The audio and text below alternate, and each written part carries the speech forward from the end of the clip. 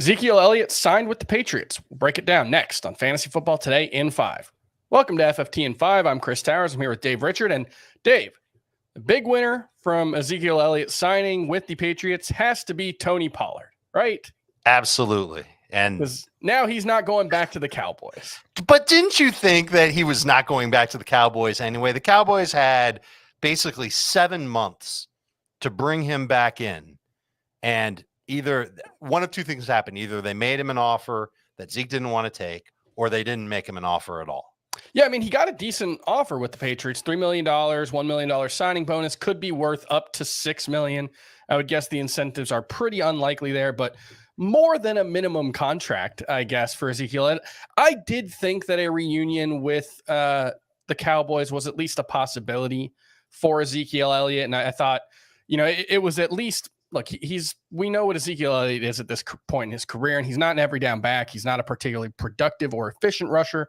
But I did think there was some concern about what it would mean for Tony Pollard at the goal line. And I think you can have some of those concerns about Rhamondre Stevenson, right? Sure.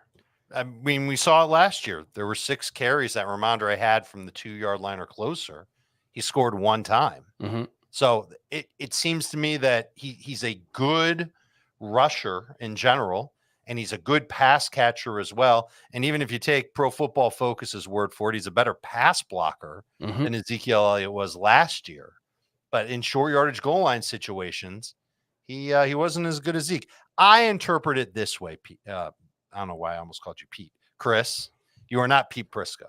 You have better hair than Pete Prisco.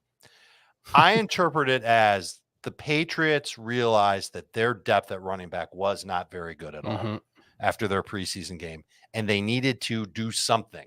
They needed to add somebody, and the running back that they decided to add was 29-year-old Ezekiel Elliott. Yeah, I wrote about the winners and losers from the preseason on CBSSports.com and for the FFT newsletter this weekend, and the Patriots' number 2 running backs were one of my losers. There was just no sign that any of those guys has really impressed at all in training camp. Kevin Harris, Pierre Strong, Ty Montgomery's currently dealing with an injury. So, yeah, this seemed like an obvious outcome for them to add a running back. But I did move Rhamondre Stevenson down a little bit in my rankings. He was like a fringe RB1 for me. I moved him down to RB17. So that's just ahead of Alexander Mattison, just behind Breece Hall, who I'm not quite sure still where to rank because the upside's high, but it sounds like that's exactly where you've got him ranked too. Well, it looks like it because I put my arms up thinking, oh, wow, Chris and I are in lockstep on this one. Yes, in full PPR, Rhamondre Stevenson is 17th for me. He is ahead of Breece Hall for me. He is ahead of Alexander Mattison for me. He is ahead of Rashad White. He is ahead of Miles Sanders. Not all in that order, everybody. I'm just telling you where I have Stevenson slotted.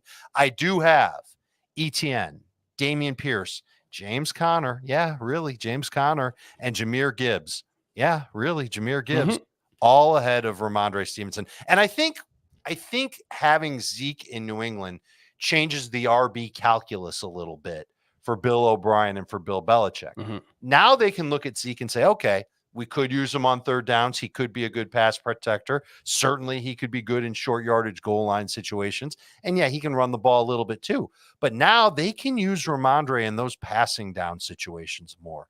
This could kick down the door for Stevenson to be 5th among all running backs in receptions on the year. Yeah, that's the one question I have, because if you look back at Bill O'Brien's history as a play caller, 2011, when he was the Patriots offensive coordinator, 9.5% target share for the running backs. It's the lowest in the Tom Brady era. It was Wes Welker had 170 targets. That was Pete Gronk. That was a very good receiving group. But then you look at his time in Houston, and from 2014 to 2020, the Texans ranked 31st out of 32 NFL teams in target share for their running backs. Now, there are confounding variables there. It was early on in the career, it was Alfred Blue and Lamar Miller, not great pass catchers. Later on, it was Duke Johnson and David Johnson. But that was with Deshaun Watson. Who knows how much of that was the coaching versus the personnel? I think it's probably a bit of both, but this has been my concern for Rhamondre Stevenson since I started digging into the Patriots offense, is just This is a team that we've gotten used to throwing, 20% of their passes to their running backs. What if it's more like 15%? Stevenson will probably get most of those, but can he get back to being a 69 catch guy like he was last season?